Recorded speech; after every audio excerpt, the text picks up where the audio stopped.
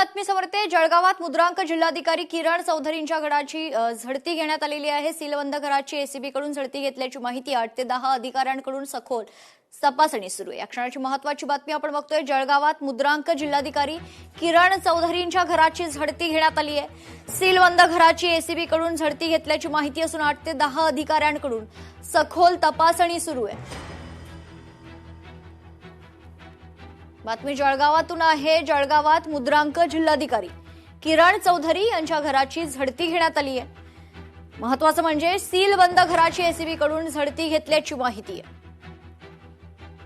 त्यात 8 ते 10 अधिकाऱ्यांकडून सध्या सखोल तपासणी देखील सुरू आहे।